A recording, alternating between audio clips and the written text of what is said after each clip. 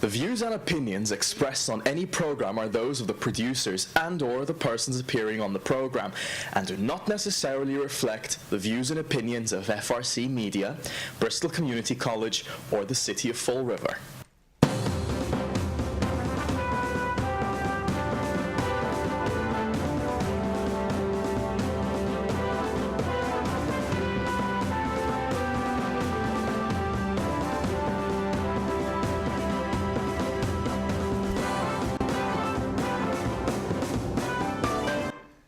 Well, hello. Welcome to Spindle City Straight Talk. I'm Chip. I'm CJ. And I'm Carlos. And it's Friday, another day in paradise. It's going to be a day from hell today for some people. The snow has already begun. But well, I'm going to tell you now, it's not going to be a good day for some people. The first thing I really want to address is the park board, and I have to because there's multiple issues, one on top of the other, that we're dealing with the park board.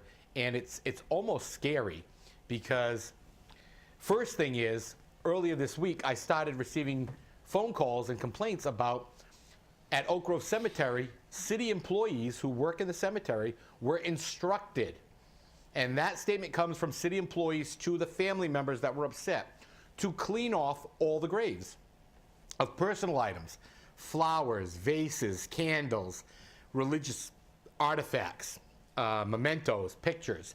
And what they did was they picked them all up and threw them all away. Bye-bye.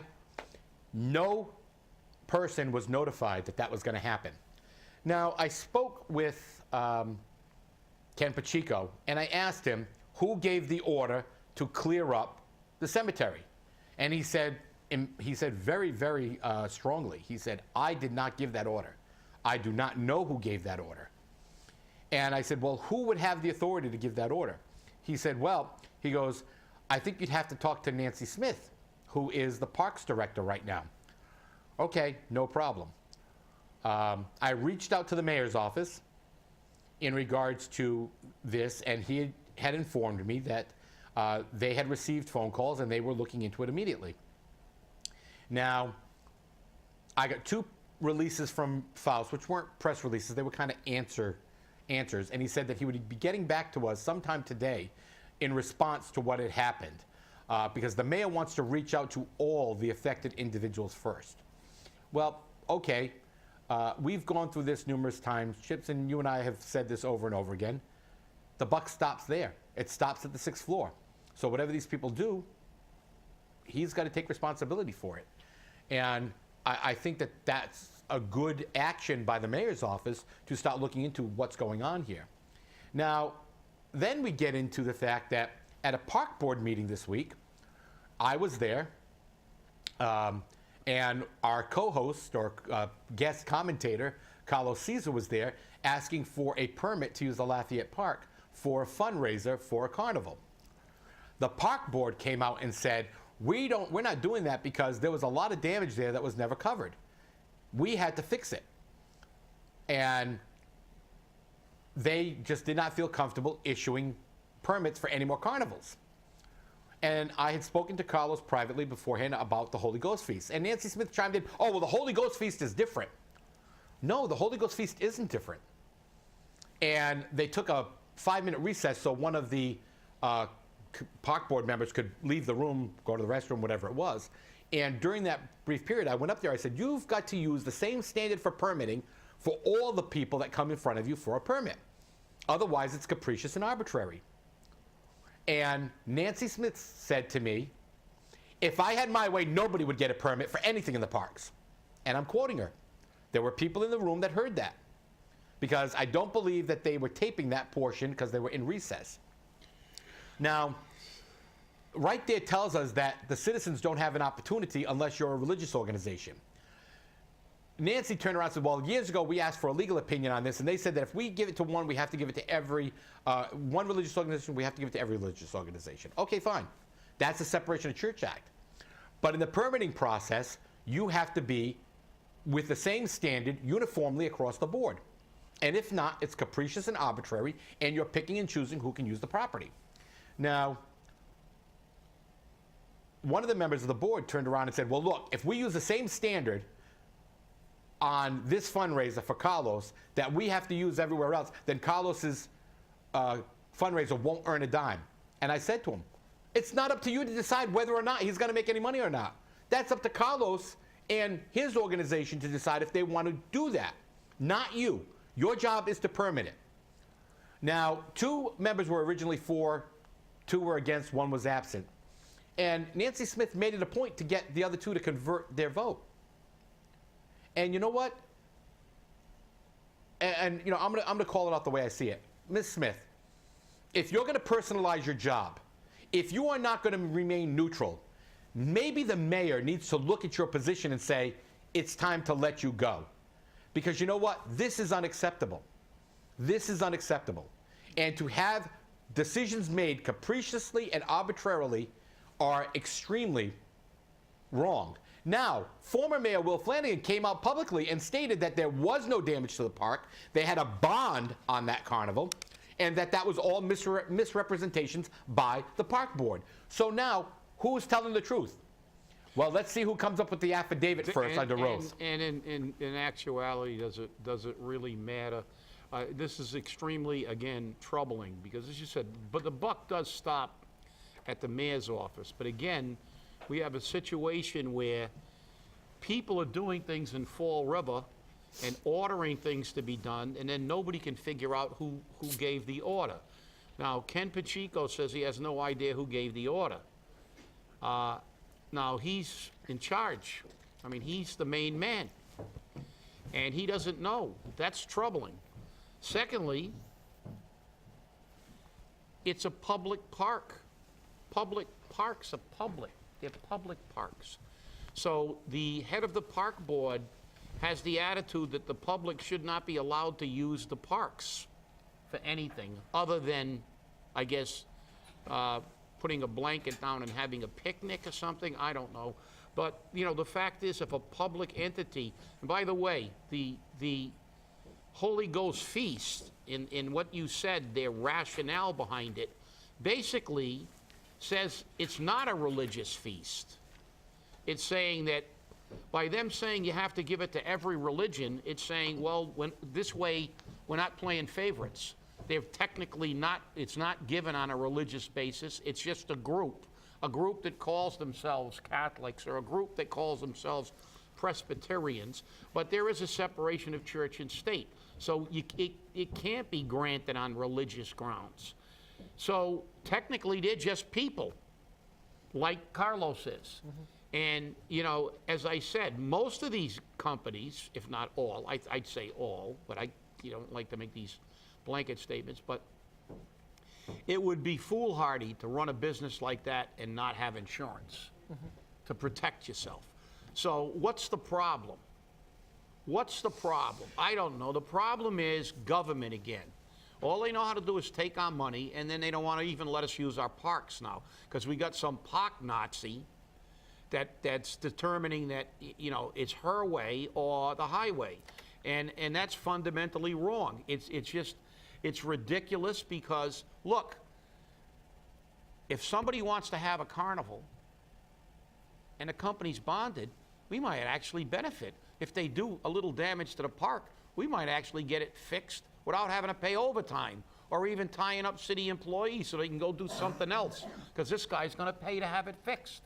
I mean, what's the problem? You know, or maybe it's you, Carlos. Maybe it's the Flint. Everybody hates the Flint. I've lived in a Flint fundamentally my entire life. I was born and brought up there, and I lived there. And, you know, I almost take this, I'm beginning to take this personally. Does everybody want to crap on the Flint? And a lot of people are taking personally, and I have to say, my phone's been ringing off the hook since we posted that we got denied the permission, and a lot of people stand on your opinion. But I see a lot of things in here. I saw that that as an excuse, because it's no way that the carnival made more damage into a park than the Holy Ghost feast. All those tents set up on the Kennedy Park, all those holes to put all those electric poles down, okay? We're talking about a lot of damage. But let's not only talk about that. Let's talk about the fact that the police provide coverage. Fire provides coverage. We block off streets. We inconvenience the residents. Nobody can get by. And every time I've ever asked, where is the reimbursement? Where are the bills for police, for fire, for road details? Nobody ever has them.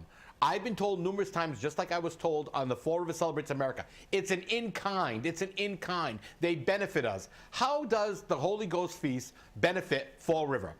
Well, let me say this because, you know, as someone who was on duty on many occasions when they had the Holy Ghost Feast, in reality, it jeopardizes safety, public safety, because access for ambulances, fire apparatus, police responses are impaired. We have longer response times because of blocked streets. But it's a political thing. It's the biggest feast, and the politicians can all get their picture taken, and they can walk in a parade. Right. Come on, see, let's get that. We all know what this is about. Yes, we do. This has got nothing to do with it. And the reality is, and they talk about, oh, well, look, if the Holy Ghost Feast is one of the largest feasts in this part of the country, if that, and if feasts with such great things like boat races, the city'd be flush. We'd have tons and tons of money. These businesses would be flourishing. But what do? They come in buses from Canada, and they brown bag it, or they only eat at the Portuguese restaurants within a block or two of the feast, and they sell food on site. Right. So who makes money? Do people buy clothes? Even most of them are coming down and they live with they stay with relatives, or they've got campers or something. I mean, you know. And I understand, fine. It's a big feast, and everybody, you know, the people want it. But the reality is, let's call a spade a spade. This feast is large enough to become a politically weighted event, and no politician is going to give the Holy Ghost Feast any problems. They're going to get to do whatever they want, do as much damage as they want, and it's not going to happen. But when the Flint wants to put on a carnival, nah. But the Holy Ghost Feast there is just a name. I don't go there for 10 years, okay? I went last year just to check it out after 10 years, and still the same. So probably it's going to take me another 10 years before I go down there again. Because the Holy Ghost Feast is not what is going on Kennedy Park. The only Holy Ghost Feast there, actually, it's done at St. Anthony, at the St. Anne's Church. That's the Holy Ghost Feast on Sunday morning. That's when you go to the Mass. That's the only Holy Ghost part of that feast. At the park, nothing in there is the Holy Ghost Feast. Holy Ghost Feast is give food to the poor. That's what the Holy Ghost Feast is. You know, that thing that goes up to Kennedy Park on Saturday, I don't know where that came from. The parades? That parades on Saturday, I don't know where that came from. That's why, that's where it came from. Because the only thing that we used to do is we used to bring the cows that we're gonna put them and give the meat away. We used to decorate them and walk them so the community could see actually what the meat that we're going to give away to the poor. That's the parade, okay? So what all those beautiful dresses and all that thing, that has nothing to do with the Holy Ghost Feast. So that's why I'm Portuguese. I grew up with the Holy Ghost Feast. My parents did Holy Ghost Feasts on our streets for many, many years. Okay? So nobody's going to tell me what the Holy Ghost Feast is. That is not a Holy Ghost Feast. Well, Carlos, the fact is, you know, it's a money-making deal. People are making money. People are selling things, and they're not giving things away at those food concession stands. Nobody's giving the poor people free fried dough or whatever they're giving them. And look, it's something that has political weight. It's a very large. She said, why does it happen? Parade. And who marches in parades? Who waves to all the people? Politicians. And they can all make speeches, and they can all walk around and Chip, coming down to the license, they could not tell me, they could not look on my face and say, we don't allow license for feasts on the city parks. They could not go that way because now they are giving license for Kennedy Park, okay?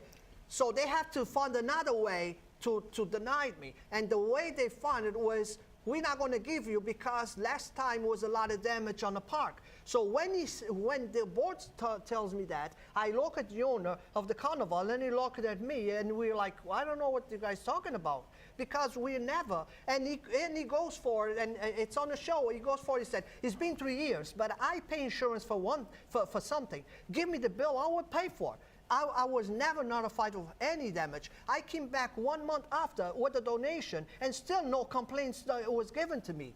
But guess what?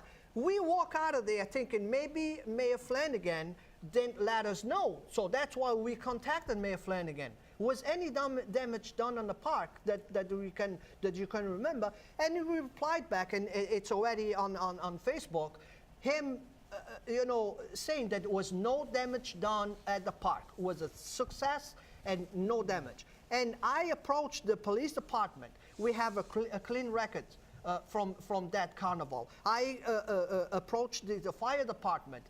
Everything was perfect. They had an inspection. Everything was the way they wanted.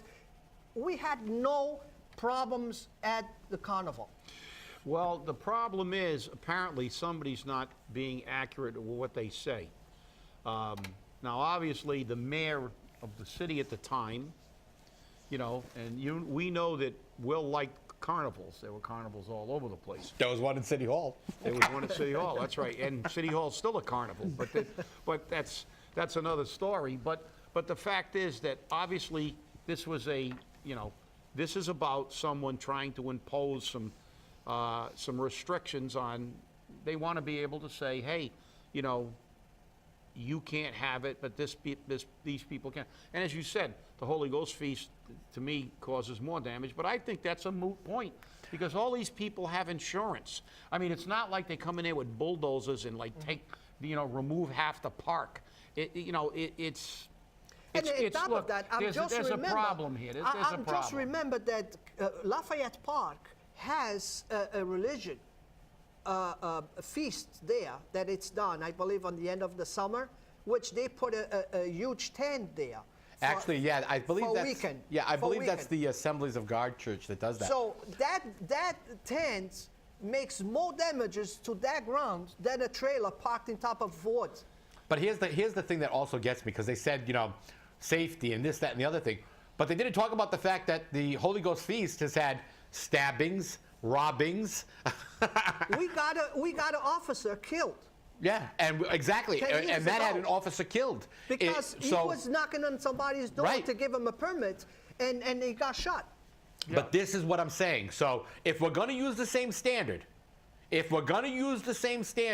then the Great Feast of the Holy Ghost should not, this year or any year forward, receive a permit to exist at Kennedy Park.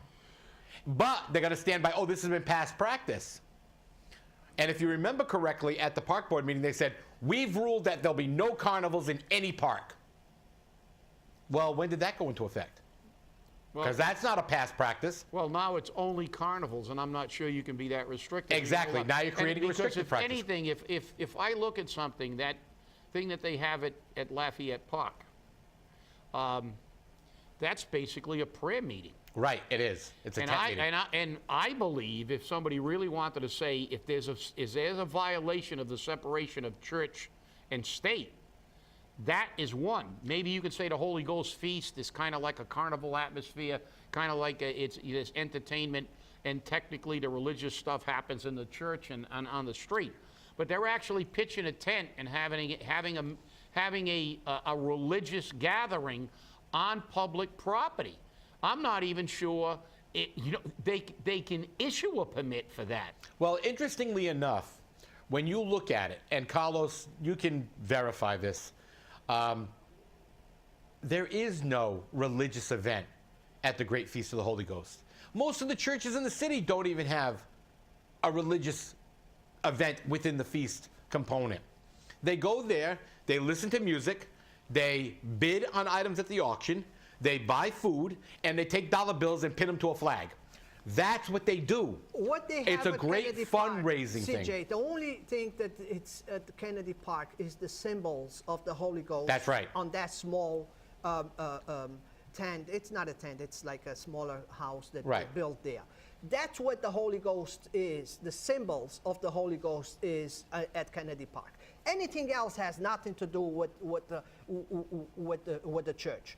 But here's the problem that I had. That's why I never went back, and I'm going to tell you publicly why. Mr. President of the Holy Ghost that year was Mr. Fernando Garcia, okay? And he was standing in front of the wood, the big wood crown. And when the band approached to play the anthem of the Holy Ghost, they turned into Mr. Garcia, okay, in front of the huge crown. And I approached the president of the band, and I said, the reason that you're here is to play for the Holy Ghost that's sitting right behind you. That's the Holy Ghost symbol. That's Right. what you need to be playing. Oh, but the president is sitting over there. I don't care if the president's sitting over there. You're not here to play for the president of the feast. You're here to play for the Holy Ghost. And the Holy Ghost, it's sitting behind you right now. Right. And my wife pushed me out of the park. Okay? So for 10 years, I don't go there. Don't tell me what the Holy Ghost is. Well, you know, this You're is a what we religious have. fanatic. Yeah, exactly. I And don't in know. case you missed it, the monks of the Sisi had given you a Gregorian chant a little earlier while you were speaking. That came directly from the diocese to say you've been expelled from the church. Well, you know, look. But you know, this just gets to be such There's tomfoolery. only one answer. There's only one answer. That's right. The Flint has to secede from the city of Fall River. Yep. Declare itself its own city, and now we'll have our own government. Well, you know- and then I we'll want to have become our mayor. own parks. That's right. Now- You want to see me mayor anyway, so. That's right. Now remember, okay, that this isn't over yet because I've already told Carlos and I told Nancy Smith and the board directors we're going to look at what we can do legally. And believe me, if I have to get a TRO right after they start building the tents for the Holy Ghost Feast, I will get it and stop it dead in its tracks. Because you know what? If they're going to be capricious and they're going to be arbitrary, we're going to put a stop to it. And every member of that board and Nancy Smith, in my opinion, should be replaced forthwith and gone. Because they did not make a, in my opinion, legal, in my opinion, also non-discriminatory ruling. They made a ruling that's dictated, as you referred to them as the park Nazi. So I think the park Nazi and the parking Nazi need to get together and set up a meeting. Well, you know, and the Holy Ghost Feast is a drain. I'm not sure, as you said, we can never find out if they ever got reimbursed for No, we fire, don't. police.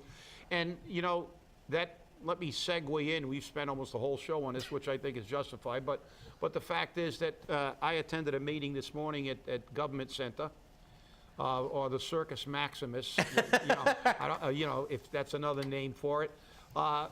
And when I walked in, they told me there was a very, very intense and important financial meeting going on. And the rumor is that, guess what? We're broke. We're broke. We don't have any money. We don't We have don't any need a money. meeting for that. We don't have any money. That's the rumor. It's flying all over the government Chip, center. that's No a money. rumor? Haven't we been saying that for 2 years? Wait a minute. Didn't we just hire a grant writer for 65,000 plus benefits? Yep. Didn't we just hire a new? Didn't we Drug just, czar. Yeah. Didn't we just hire a new neighborhood liaison coordinator? You know, and all these jobs and filled all these positions. and But we're we don't have continuing- money. And we're continuing to fill positions. And guess what? Here's a big prediction for everybody out there. Pink slips next month. We're going to be listening to we're broke. We need more taxes. At budget time, and we're gonna max out the taxes. We're gonna create new fees. We're gonna do, and guess what? The mayor said, "Oh, we're getting rid of the trash collection fee," and we're broke. So let's get rid of another fee and create more jobs. We already did that. We created a water fee. I don't know. Yeah. You know, it must be me. You know, but I know that in my house, if I spend more money than I've got, I'm broke. But the city continues to hire people give out pay raises to certain people. And now he's going to get rid of it, politically expedient, because he's going to get rid of the trash collection fee. And how are we going to pay for all this? Well, taxing to the max again, talking about a 2.5 override, which I will be out there on the streets every single day to fight against that, and mower burden on the residential taxpayer and the property owners in the city of Fall River, and this relentless assault on the working people of this city is just it's mind-boggling. Not a word about charging nonprofits like Charlton Memorial to give some of the share in the burden and pay for the police and fire protection that they get. Nothing about the businesses, which they reduced their tax factor, bumping it back up to what it is throughout most of the state. Nobody shares the burden. All we hear about is TIFs. Every new business that comes in, you don't have to pay taxes. Don't worry. We're just going to get the dummies that have to work for a living to pay all the bills. Well, all the dummies are going to be losing their houses, and there's going to be nobody left. And this city will be in receivership. I mean, you know, it seems that we just can't get a mayor in office with the courage to do what he has to do, which is stop damn giving out jobs and spending money.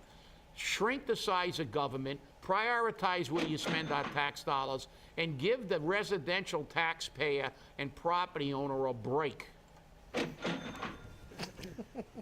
I think we have enough cha-chings out there.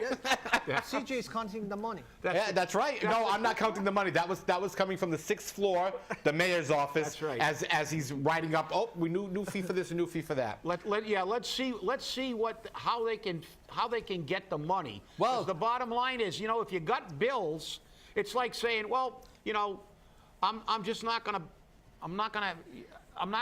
allocate money to pay my gas bill. And well, guess what? You're going to freeze to death in And the we winter. had no time to talk about where we're going to get another $7 million for the school department. Right. Hey, and not only that, remember, everyone has said that the King Philip Mill needs to come down, but the mayor's going to have it rezoned as residential because he's going to have, he's already got an architect looking at it, and he's going to have it rezoned so we can build more affordable housing. The hell with Just what we need. Hey, the hell with what the people in the South End want, right? That's right. You know, it doesn't matter. Because guess what? You don't matter. We've already learning that the voter doesn't elect the president. You have everyone else that does it. You don't elect the nominee. You have everyone else that does it. You have the fascist party, also known as the Democratic National Committee, and then you have the Republican Party, which is now known as you know, Ringling Brothers and Barnum and Bailey. And the biggest issue that we're going to talk about in the debate is the size of a man's penis. I think that's ridiculous. Okay? Well, it was the Wee Willie Winky debate. debate. the Wee Willie Winky debate. But this is what's happening, and people don't understand it. They don't understand that you have the power. You have the authority. You can make the change. And when the city council, when the mayor, when your state legislators, when the governor, who, by the way, sent out his phone calls to make sure that we take back the Republican Party, I thought that was hysterical.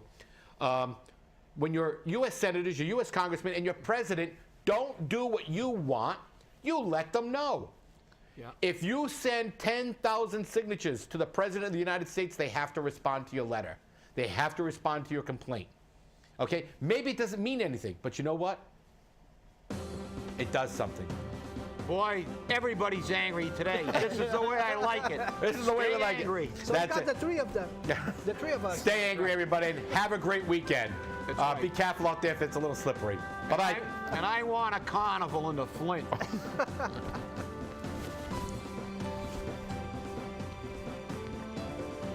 it, Carlos. You got to run for mayor.